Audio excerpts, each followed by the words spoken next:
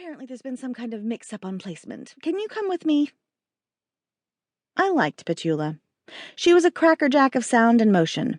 Chubby, which she declared with a warm smile that made her eyes crinkle around the outer corners, was from sampling her vendor's foods. She was warm and friendly, and she always smelled like a pastry store with a hint of sage. I let her lead me away, mostly because I didn't have a choice, stumbling in my heels as we headed back down the hallway to the front door and out onto the porch. Petula pointed to the amazingly gorgeous round tables covered in pale pink silk tablecloths that dotted my front lawn, set up in a circular fashion to encourage mingling. "Do you want the sculpture on the dessert table, or the table where the Bustamante boys will make made-to-order fajitas and tacos?" Wynne had insisted we utilize the talents of some of the food truck owners, and the Bustamantes were high on his list, as was Carlito, now an honorary Bustamante, according to Maggie and her boys. Her daughter Bianca was still warming to him. Long story short, Tito Bustamante was murdered last month, and he'd owned a taco truck, the best ever taco truck, my favorite dining experience in all of Ebenezer Falls. Tito's son, Carlito, a son he went to his grave unaware of, had come to town to locate his biological father in the middle of the investigation into Tito's death.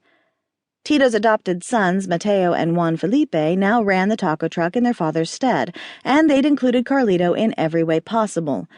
But I didn't even have time to consider how proud Tito would have been if he could see his adopted children, born to Maggie from her first marriage, and his newly found biological son working so well together before Wynne said, "Oh, definitely tell her the dessert table. Dragons breathe fire. We don't want to evoke images of heartburn mixed with our Mexican food, do we?" Clearly, he'd read my lack of focus, and likely the blank expression on my face the way he always does. And he always knows exactly what to do. I nodded distractedly. I don't know why I hadn't made the correlation between fire and spicy tacos. Duh, it was so obvious. Not. The Mexican table, so we don't inspire an OD on antacids, or something. Does that work, Petula? Petula clapped her work-worn hands. "Of course. You're so clever. And now I'm off. The quartet should arrive at any second, and I'd like them warmed up and playing before the guests begin to arrive, which should be in about 20 minutes.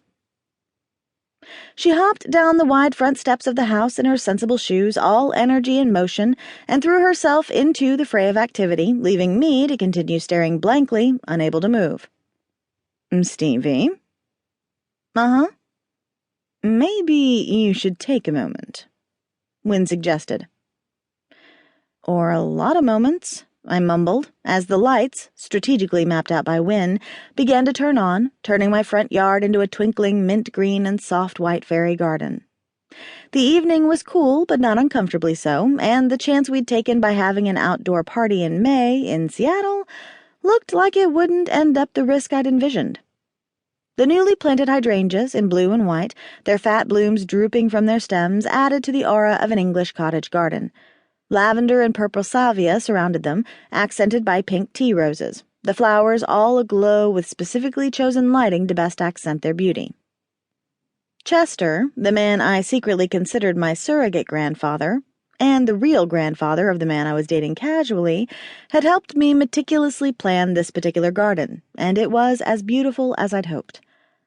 But I couldn't enjoy it right now, or take pride in it, because my father, Hugh Granite, was somewhere inside my house, certain I was thrilled to bits he'd made an appearance after almost 33 years. How did I even know he was telling the truth? "Dove, please take a moment to gather your thoughts." "Do you really think he's—" I couldn't finish the sentence. It sounded ludicrous in my head. I couldn't imagine what it would sound like out loud. "Your father. I will admit there's a resemblance. It's in the line of your jaw and the set of your pretty eyes. What I'd like to know is how and why." "Why now, and how did he find me?" "Exactly. We must protect you from frauds, Stevie. You're a very rich woman. Now, I'm going to stress once again, please take a moment to gather your thoughts. Have a glass of wine. I want this to be an enjoyable evening for you. As good as it possibly can be, after Hugh's admission. I don't want you frazzled and upset. I'll have Belfry call Petula if